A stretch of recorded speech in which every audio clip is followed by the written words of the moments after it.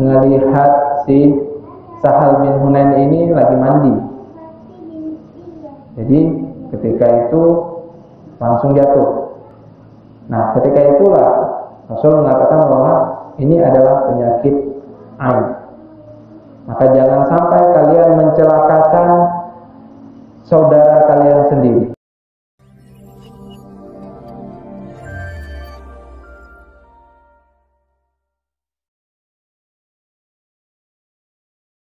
Bahwa kita akan membahas sebuah tema yang mana tema ini sangat-sangat sering terjadi dan ini juga banyak yang tidak mengetahui, sehingga kita harus mengupgrade diri dan melihat kembali apakah kita sudah melakukan atau kita malah tidak tahu sama sekali dengan pembahasan kita hari ini. Pembahasan kita pada malam hari ini terkait masalah sebuah penyakit, yang mana penyakit ini bukan penyakit medis. Dia penyakit non medis, namun penyakit ini juga sering terjangkit. Terkadang kita nggak tahu. Penyakit ini disebut dengan penyakit ain. Penyakit ain atau penyakit mata. Penyakit yang disebabkan oleh mata. Penyakit ain. Sudah pernah dengar? Sudah? Atau baru kali ini mendengar? Bukan aib. Aib itu lebih kepada penyakit medis. Ini penyakit non medis, tapi kita nggak tahu dan sebab-sebabnya juga tidak normal. Nah, penyakit ini disebut dengan penyakit ain, dan ini sudah terjadi sejak zaman Nabi dulu. Sudah pernah terjadi. Sampai sekarang juga masih banyak. Namun kita tidak menyadari. Penyakit ain ini adalah penyakit yang mana disebabkan oleh mata. Ketika mata melihat, maka ketika itulah sasaran panahnya itu tertuju. Dan semuanya tergantung kepada Allah Subhanahu wa taala. Bila Allah mengkehendaki, maka orang itu akan sakit. Bila Allah tidak menghendaki, maka semuanya biasa-biasa saja. Penyakit ain ini adalah penyakit yang disebabkan oleh pengaruh mata. Jadi sesungguhnya kerjanya itu pengaruh daripada ruh orang yang melihat. Setelah itu, orang yang melihat atau pandangan yang keluar melalui mata, apakah pandangan itu hasad atau kagum, maka dia telah melesatkan sebuah panah maknawi yang mana akan mengenai jasad yang dia kagumi atau yang dia hasadkan. Jadi kalau ada orang yang kagum atau orang yang dengki melihat sebuah prestasi atau sebuah kelebihan dari seseorang, maka ketika itulah panah ain itu sudah melesat. Dan itu tergantung kepada yang kenanya. Kalau seandainya dia punya benteng perisai tersendiri, maka panah tersebut akan mental. Tapi kalau seandainya dia tidak punya perisai dan Allah Subhanahu wa taala mengkehendaki, maka kenalah dia terhadap penyakit ain tersebut. Pada zaman Rasulullah, penyakit ain itu pernah terjadi pada Sahal bin Hunain. Jadi Sahal bin Hunain itu adalah seorang yang bagus banget badannya. Jadi ketika itu Sahal bin Hunain lagi mandi. Setelah itu lewat Amr bin Rabi'ah. Amr bin Rabi'ah melihat Sahal bin Hunain mandi, melihat badannya yang sangat putih, sangat bagus, mulus. Lalu Amr bin Rabi'ah itu mengatakan bahwa sungguh saya tidak pernah melihat badan sebagus badan si Sahal bin Hunain. Walaupun seorang gadis perawan tidak akan pernah bagus seperti badan si Sahal bin Hunain tersebut. Maka ketika itu Sahal bin Hunain jatuh pingsan. Gak ada sebab, tanpa non medis, gak ada apa namanya. Kalau orang sakit kan biasanya ada tanda-tanda.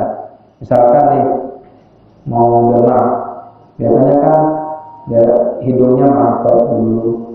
Setelah itu kepala sedikit pusing-pusing, lama-lamaan naik panasnya sampai nggak bisa bergerak, sampai kita hanya tidur saja.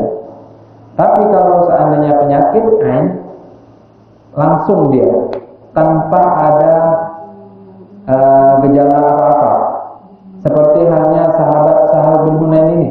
Jadi ketika dilihat sama Amr bin Rabi'ah, maka ketika itu Amr bin Rabi'ah kagum akan badan si Sahal bin Hunain.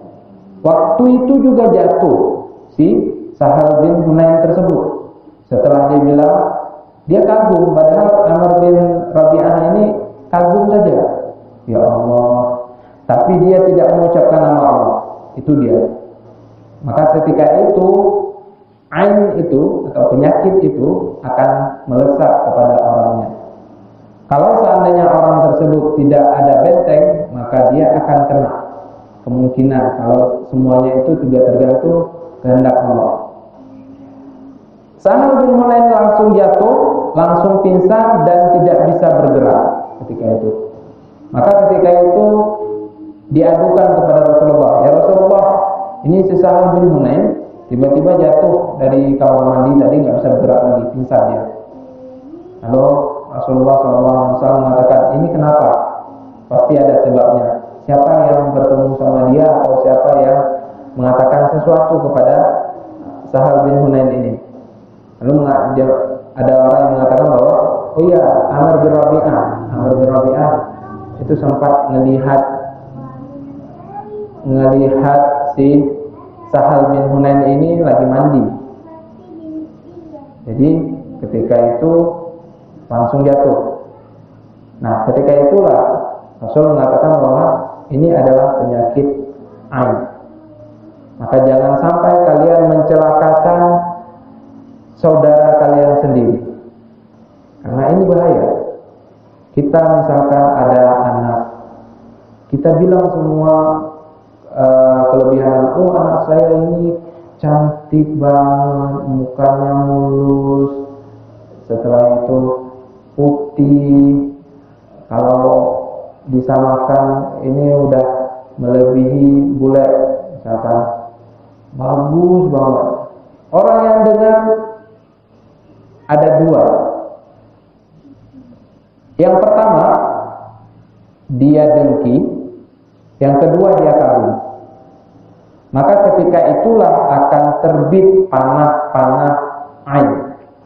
Kalau seandainya Allah mengkehendaki dilihat sama orang yang mana anaknya, misalkan, oh itu anak saya yang putih itu, dilihat, padahal dia hanya mengatakan bahwa kekagumannya seperti ini kepada anaknya.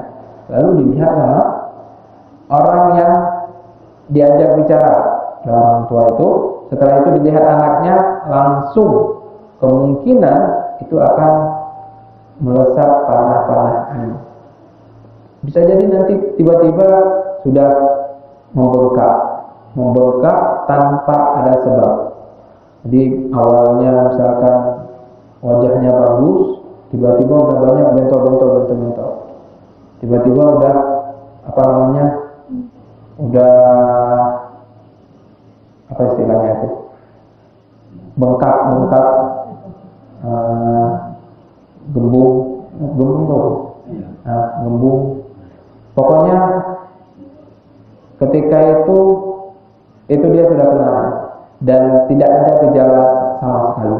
Bukan misalkan anak itu kita bawa ke sebuah taman, setelah itu digigit sama serangga, kena ain, bukan. Itu ada sebab, berarti dia sebab medisnya adalah dia digigit serangga. Tapi ini tanpa ada sebab. Biasanya orang tanpa ada sebab itu adalah penyakit ain. Tapi jangan semuanya dikaitkan dengan ain. Contoh misalkan kita lagi jalan pakai motor, tiba-tiba jatuh kotoran burung di atas, jatuh pas di muka kita. Aduh, saya ini udah kena ain. Misalkan, jangan juga, itu bukan ain itu. Jadi jangan semuanya dikait-kaitkan. Ya, ada penyakit ini memang abnormal. Ketika dibawa ke rumah sakit, nggak ada sakit. Tapi kalau seandainya kita lihat dia sakit, seperti itu. Banyak sekarang orang yang memposting sesuatu, apakah itu di Facebook, Twitter, Instagram, atau lain sebagainya, dengan postingan yang membanggakan atau apa gitu. Sebenarnya niatnya cuma mau eksis, hanya mau seperti milenial sekarang lah, upload foto. Tapi mungkin salah caranya, bukan salah, mungkin nggak tahu ini bahayanya media sosial sebenarnya, karena dia akan dilihat jutaan orang akan melihat, dan kita tidak tahu orang yang mana. Kalau sudah kena penyakit ain, punya obatnya juga, punya cara menyembuhkannya. Tapi kalau seandainya kita nggak tahu gimana caranya, ya udah sakit terus anak kita. Dan dikatakan dalam sebuah redaksi hadis bahwa kebanyakan dari umat Nabi Muhammad itu meninggal gara-gara penyakit ain. Maka hati-hati. Cara yang pertama untuk membentengi diri dari penyakit ain ini adalah dengan zikir pagi petang. Kita dawamkan atau kita biasakan zikir pagi petang. Maka ketika sebuah ain itu datang kepada kita, dia akan terbentengi dengan adanya zikir pagi petang kita. Makanya dikatakan hisnun lil muslim, benteng bagi umat Islam atau umat mukmin. Itu zikir pagi petang. Tapi kalau seandainya udah kena, gimana caranya? Kalau seandainya di media sosial agak susah kita tahu siapa sih yang buat kenanya gitu. Contoh gini, di Arab Saudi itu ada kakek-kakek umur sekitar 80 tahun masih sehat dia. Setelah itu ada tamu datang berkunjung kepada kakek tersebut. Dikatakan bahwa kakek ini udah 80 tahun masih sehat tanpa diucapkan nama Allah. Nah, ini dia salahnya. Makanya kalau seandainya kita bangga dengan sesuatu atau kita takjub dengan sesuatu, kita ucapkan Masya Allah, Tabarakallah, atau Alhamdulillah. Ucapkan nama Allah untuk membuat takjub. Jangan sampai gara-gara kita orang itu kena penyakit. Jangan sampai. Kita tidak mau seperti itu. Kejadian kakek ini setelah itu dikatakan bahwasanya beliau takjub. Apa sih rahasia saya takjub banget tanpa mengucapkan nama Allah ketika itu. Dan ketika tamu ini pulang, kakeknya langsung nggak bisa jalan. Kakeknya langsung istilahnya lumpuh, atau kakeknya itu yang nggak bisa bergerak sama sekali. Udah kayak kakek-kakek sekarang. Padahal awalnya itu memang segar bugar. Ternyata ketika dikonsultasi ke ke rumah sakit, nggak ada penyakit. Dikonsultasi ke rumah sakit, ya ini sakit karena sudah tua. Kok aneh? Padahal sebelumnya sehari kemarin itu masih sehat, tiba-tiba langsung drop sakit seperti ini. Kan ada kejanggalan. Kejanggalan di sini adalah langsung sakit dan tidak bisa bergerak. Lalu dikatakan oleh seorang daripada sahabat, ini kena penyakit ain. Ini kena penyakit ain. Gimana caranya? Kalau kamu tahu siapa orangnya, maka suruh dia berwudu, ambil air wudunya, siram kepada orang yang sakit. Misalkan nih, tamunya itu ada 3. 3 ini ajak lagi ke rumah yang tadi untuk sekedar ya silaturahmi sekali lagi. Setelah itu suruh mereka berwudu. Air wudunya kita tampung. Untuk apa? Untuk menyembuhkan yang sakit ini. Dan ketika air wudu atau air bekas cucian orang yang tamu ini disiram atau dibasuh kepada orang kakek ini, langsung sembuh. Langsung seperti sedia kala. Bukan wudu, tapi lebih kepada disiram. Bukan berwudu kembali dengan air itu, enggak, disiram ke orang yang sakit itu. Seketika sembuh dan tidak sakit sama sekali seperti sedia kala. Maka ini penyakit memang benar-benar bahaya. Kalau seandainya kita tidak membiasakan zikir pagi petang, maka paling kurang setiap ucapan kita itu ada kalimat Allah. Misalkan kita lihat anak orang, gemesnya, kita cubit pipinya, gemesnya nih, montoknya gitu kan, lucunya, tanpa kita mengucapkan nama Allah. Kalau seandainya Allah menghendaki kena, tiba-tiba malamnya rewel, nggak bisa tidur sama sekali, padahal biasanya tidak. Itu bisa terjadi, ada indikasi yang seperti itu, karena memang dari kata-katanya dan dari mata orang yang melihat kepada korban tersebut. Sehingga bagaimana caranya? Jangan terlalu over. Kalau seandainya kita punya kekaguman, misalkan kita kagum kepada seorang anak atau seorang misalkan teman, kamu ganteng banget, udah kayak artis Korea, misalkan. Artis Korea aja kalah sama kamu. Misalkan kita bilang rambut kamu itu terbang, udah kayak di padang pasir gitu. Setelah itu muka kamu mulus banget kayak ubin baru dipel gitu. Setelah itu hidung kamu mancung kayak perosotan TK, bilang semuanya. Setelah itu tanpa kita membilang nama Allah, pulang. Kalau seandainya Allah menghendaki kena penyakitnya, kena dia. Seperti itu.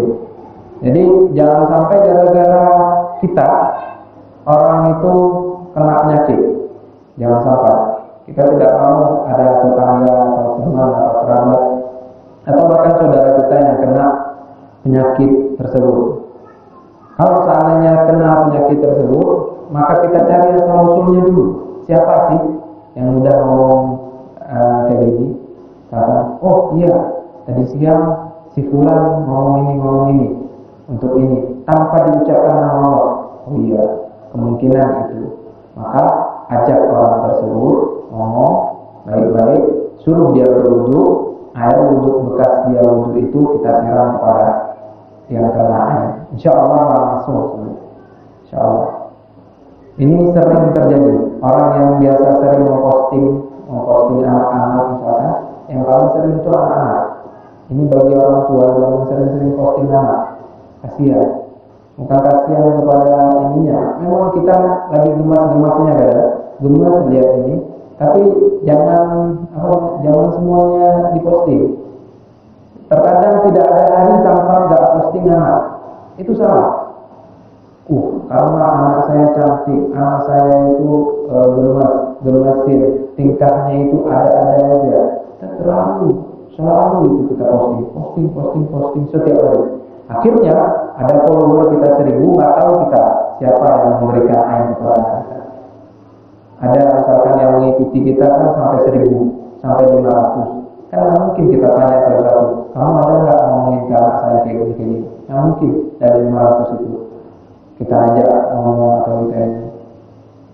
Nah, ada yang mengatakan bahwa, atau ada pepatah yang mengatakan bahwasanya mencegah lebih baik daripada mengobati. Kita mencegah penyakit ini lebih baik daripada kalau seandainya sudah kena nanti kita obatin. Dan kita tidak tahu asalnya dari mana. Kalau seandainya sihir, dia punya perantara. Tapi kalau ain tidak punya perantara, dia hanya langsung dari mata ke mata, seperti itu. Misalkan nih, ada orang yang dikenai sihir. Orang yang membuat dia kena sihir itu ada perantaranya. Perantaranya itu apakah itu rambut, atau baju, atau handuk, atau apapun yang pernah dipakai sama si korban, itu perantaranya. Maka kena dia sihir orang tersebut. Tapi kalau ain, penyakit ini tidak ada perantara sama sekali. Nggak perlu harus ambil rambutnya, nggak perlu harus ambil handuk atau pakaian-pakaian yang dia pernah pakai, nggak perlu. Hanya melihat saja dengan penglihatan yang iri atau dengan penglihatan yang takjub, udah kena ain. Itu bahayanya penyakit ini. Jadi benar-benar kalau seandainya kita ketemu sama anak-anak atau sama orang-orang yang memang kita kenal atau tidak kita kenal, ucapkan Masya Allah, tabarakallah. Ada kejadian juga di Arab Saudi. Dia itu orang kaya, terus beli mobil. Mobilnya itu kayak mobil Rubicon. Mobil itu kan mahal banget. Kita aja kadang sampai mati kadang nggak bisa beli itu. Benar-benar mahal itu mobil itu. Nah dia videoin terus di posting di media sosial dia. Waktu beli dia bilang, oh saya ini udah beli mobil ini nih, mobil keluaran terbaru nih, nggak ada yang bisa beli nih, cuma saya yang bisa beli gitu. Sombong dia. Pas waktu bawa pulang langsung ketabrak, meninggal di tempat dengan mobilnya hancur. Mobilnya itu kan punya seat belakang, tempat duduk belakang, tempat duduk depan. Nah, mungkin ada tempat duduk belakang itu 2 baris. Yaitu tempat duduk depan 1 baris. Ini 3 baris. Ini mobilnya itu dari 3 baris, sisa 1 baris di belakang. Udah kejepit benar-benar. Iya, udah jadi nyatu gitu. Orangnya Allah udah jadi pepes ya. Itu salah satu sebabnya juga karena itu terlalu membangga-banggakan dan terlalu sombong, sehingga ada orang yang melihat apakah itu orang suka takjub ataupun dia nggak suka, apa sih sombong banget. Akhirnya dia kena penyakit ain. Bukan hanya dari fisik, tapi dari benda juga bisa seperti itu. Jadi dia kena ain, bendanya itu kena, dianya juga kena. Orang yang ketabrak itu langsung seketika mati. BL platnya itu masih putih. Waktu dibawa pulang itu langsung dibawa pulang di setir, nggak dibawa pakai mobil, diantarin enggak, langsung dari showroomnya itu dibawa pulang dikendarai. Pas waktu pulang orang setelah itu bilang, makanya yang terlalu sombong, ya pengikut dia di media sosial bilang makanya yang terlalu sombong, ini akibat ini. Makanya itu bisa kita kategorikan kena penyakit ini, karena memang yang pertama dia terlalu membanggakan sehingga dia tidak tahu bahwasanya ada sebuah penyakit yang membahayakan, yang bisa membahayakan dia sendiri, dan setelah itu efeknya langsung, bukan hanya mobilnya hilang, tapi juga orang yang punyanya langsung hilang, nyawanya hilang. Ini penyakit ain tanpa ada gejala apapun, seperti itu. Sama seperti halnya sahabat tadi, Sahal bin Hunain tadi, yang mana dia lagi mandi, dia nggak tahu apa-apa, dia lagi mandi tiba-tiba jatuh ketepak, nggak ada angin, nggak ada hujan, tiba-tiba jatuh, pingsan, nggak ada nggak ada gejala apa-apa. Rupanya kena penyakit ain seperti itu. Ain, penyakit ain. Dia juga bisa menabrak barang juga, dan tanpa sebab seperti tadi, dia tidak wajar seperti itu. Rasul dulu pernah mendoakan Hasan dan Husain, A'udzu bikuma bikalimatillahi tammah min kulli syaitanin wa hamah wa min kulli 'ainin lamah. Ini salah satu doa untuk menghindari yang namanya penyakit ain. Seperti itu.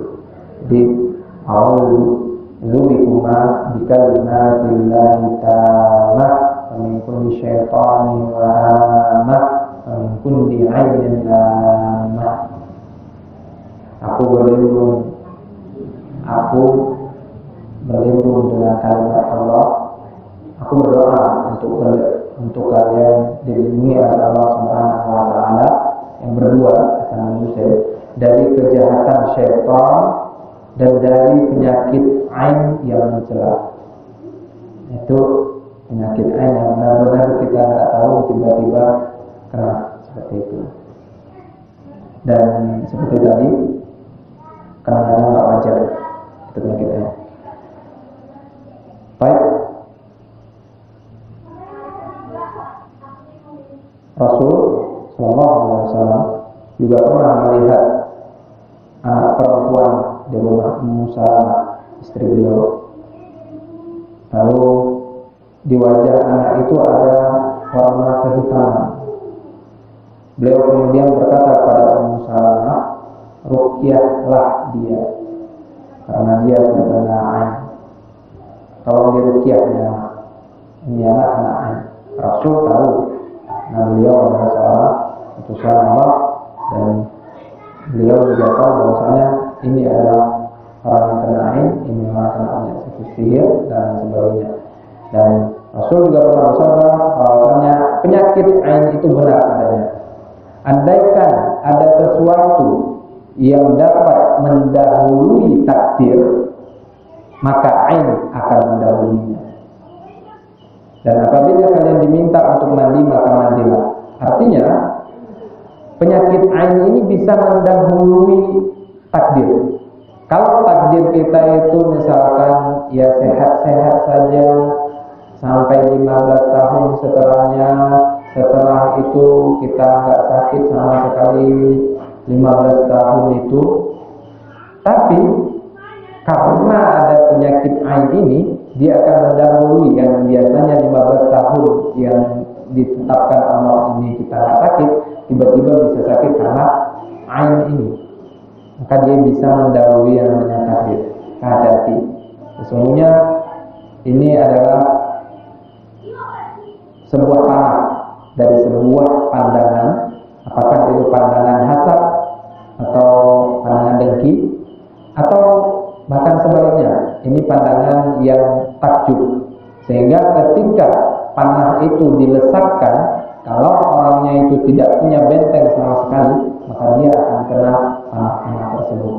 Tapi kalau seandainya dia punya benteng, dia sering zikir pada petang, dia sering baca Al-Quran, dia juga beristighfar setiap hari 1000 kali, maka otomatis dia mempunyai sedikit benteng. Allah Subhanahu wa taala juga akan menghindari akan memberikan penghindaran dari penyakit ain ini atas apa yang dia lakukan. Seperti itu. Mungkin ini saja. Ada yang mau ditanyakan? Penyakit dari setan. Enggak, penyakit dari mata. Makanya disebut dengan penyakit ain. Jadi setan itu hanya memberikan hasud. Ketika kita melihat dia, misalkan si yang kita lihat, setan itu akan membisik dia, membisik dua, cantik banget dia, atau apaan sih? Ada dua, cinta dengan tidak cinta, benci, cinta atau tidak benci. Kalau kedua-duanya sudah ada, maka ketika itu panah itu sudah terlempar.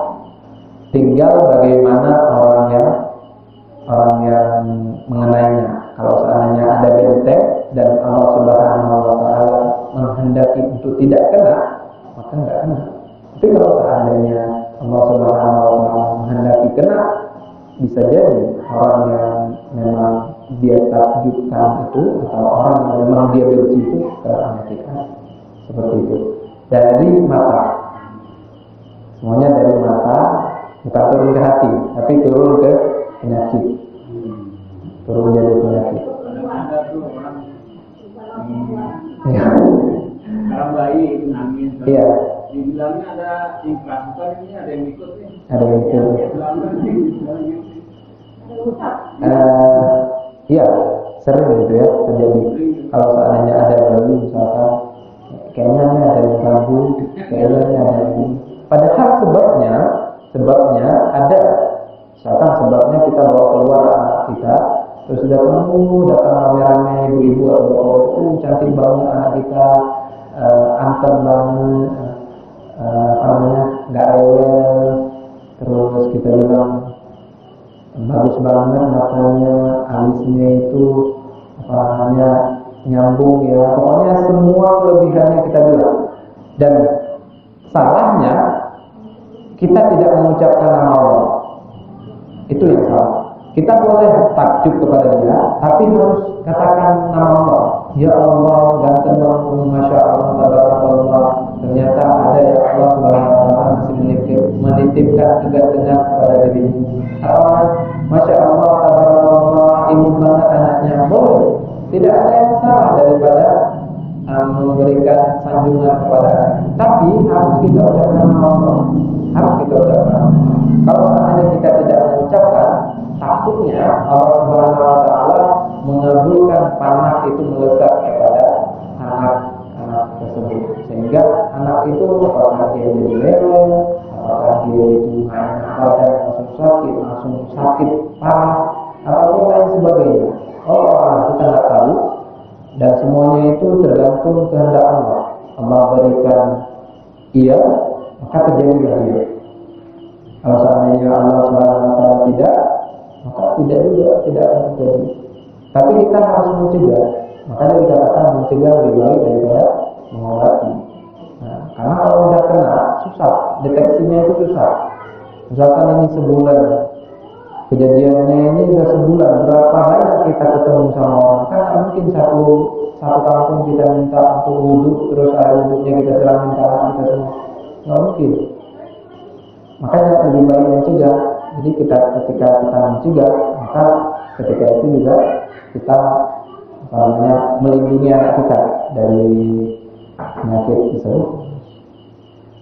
Sehingga bisa terjadi untuk semua ya. Maksudnya buat non-muslim juga. Iya, benar. Apakah non-muslim ke muslim, muslim ke non-muslim, atau non-muslim ke non-muslim, sama? Semuanya sama. Makanya dikatakan penyakit ain. Bukan penyakit muslim, penyakit ain dari muslim, enggak. Ain, penyakit mata. Penyakit mata itu bahaya. Jadi pernah dialami teman saya kerja, Ustaz. Saya belum tahu pada waktu itu ketahuan berbicara ain.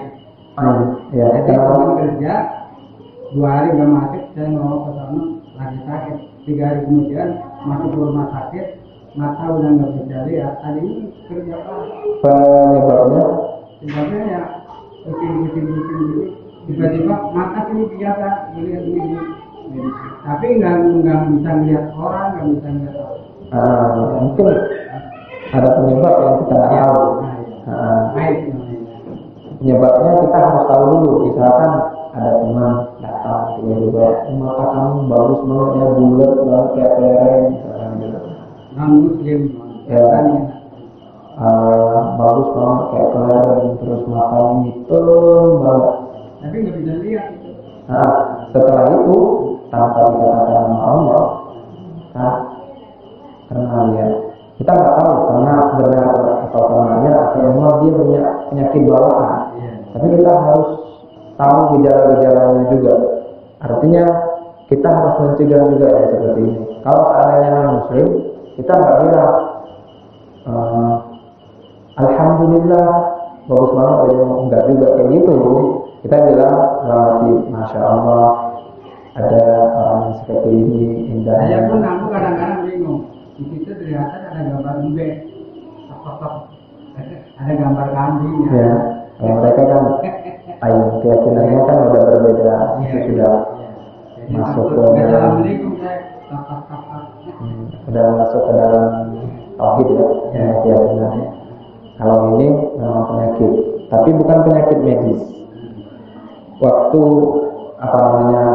dibawa ke rumah sakit pasti nggak ada yang tahu kenapa gitu. Padahal memang betul-betul sakit gitu. Dibesuk pun dalam rombongan nggak lihat. Tapi melek tapi nggak lihat. Mungkin ada gejalanya sebelum itu. Dokter nggak tahu. Iya. Jadi ini penyakit Ain, bukan AIDS ya. Kalau AIDS itu beda lagi. Penyakit AIDS itu penyakit yang disebabkan dengan ya pergaulan bebas, dan itu belum ada obatnya. Penyakit AIDS. Sedangkan penyakit Ain itu belum ada. Ini banyak sebenarnya. Saya bahas seperti ini karena memang di sekitar kita banyak anak-anak. Dan anak-anak kita itu menggemaskan semuanya. Hampir semuanya itu anak-anaknya itu masih masa-masa dimana kita suka-sukanya sama anak ini. Jadi kebanyakan kita langsung cakepnya, manisnya, gantengnya gitu. Tanpa kita mengucapkan nama Allah, itu salah. Kalau ada misalkan ibu-ibu yang di sini punya anak, astagfirullahaladzim, itu kan untuk ungkapan sesuatu ini. Masya Allah, subhanallah, tabarakallah, itu juga bisa.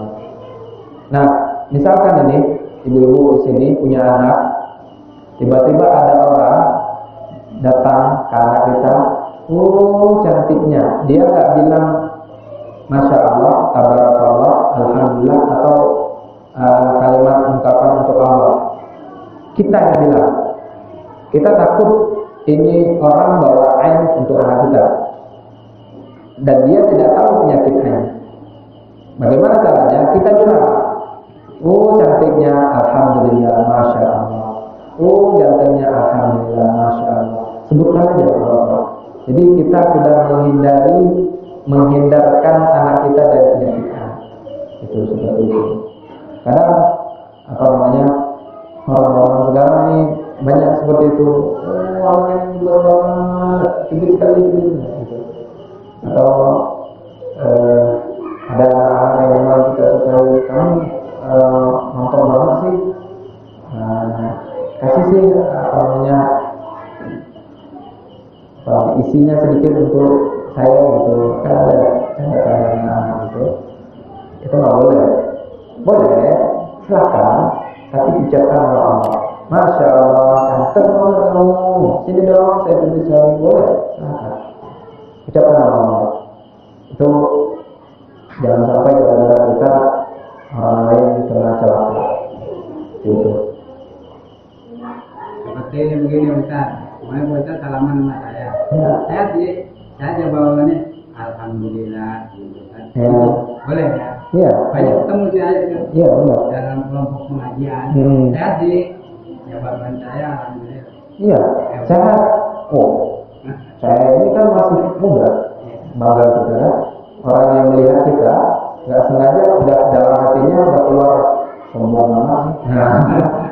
Takutnya langsung drop. Jadi masih sehat lagi. Alhamdulillah sehat. Masih dikasih kita udah mengucapkan Allah ya seperti itu. Allah Subhanahu Wa Taala juga akan membentengi seperti itu. Kalau ini misalkan kita nggak bermaksud sombong gitu ya. Ya. Kayak gitu ya. Tapi orang bilang kita sombong itu gimana? Cuma penglihatannya doang.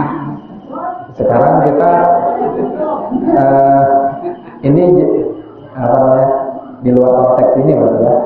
Di luar konteks ini mungkin masuk, agak sedikit masuk karena memang semuanya itu kan kembali ke hati masing-masing orang, bukan kepada hati yang orang melihat.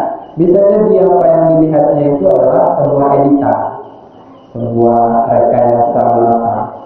Dilihatnya bagus banget rumahnya, itu gede banget kayak ada 8 tingkat ke atas, nah rumahnya kecil gitu. Nah itu semuanya kadang ada yang namanya fake editan atau memang tidak benar. Maka kita kembalikan ke hati kita. Pertama kita kembalikan ke hati kita, jangan sampai takabur, jangan sampai sombong.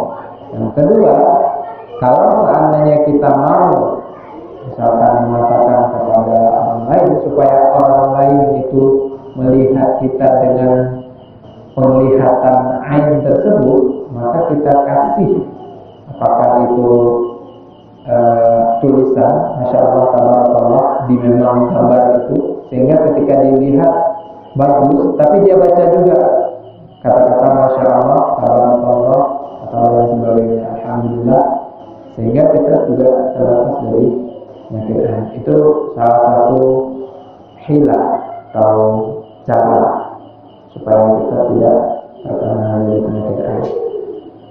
Masalah sombong atau tidaknya itu tergantung kita dengan Allah nanti. Misalkan ada orang menerima sedekah, dia sedekah sudah terbiasa, dia sedekahnya itu 1 juta, sudah terbiasa misalkan. Dia sedekah 1 juta setiap bulan, sudah biasa ya. Tapi tiba-tiba nggak sengaja keposting sama orang lain, yang memang melihat kita bersedekah 1 juta. Setelah itu kita repost saja. Repost itu jadi ada orang yang posting, setelah itu kita cuma ngangkat lagi sekali lagi ke postingan kita, bukan kita posting tapi kita repost hanya di status saja. Tiba-tiba orang pasti berkomentar sombong ini itu. Nah, itu kan tergantung kepada hati kita.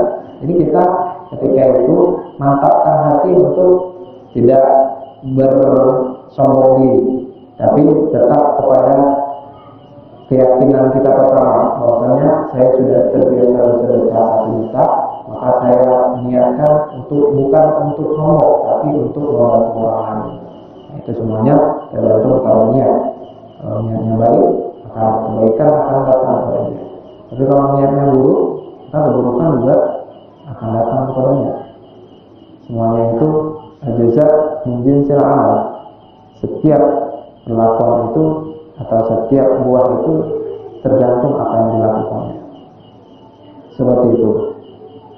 Ada lagi yang mau ditanyakan? Saya berharap juga dengan kita tahu yang kayak gini, ya, boleh.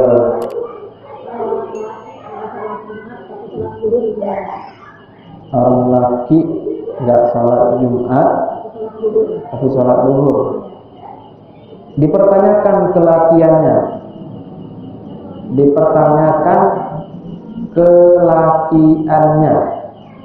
mungkin dia bukan nggak laki lagi, udah berubah, karena hanya orang laki yang diwajibkan pergi Jumat, sedangkan perempuan itu sholat zuhur.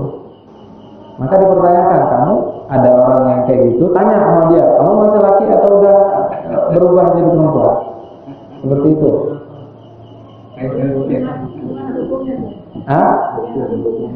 Hukumnya congkel itu orang. Gimana ya?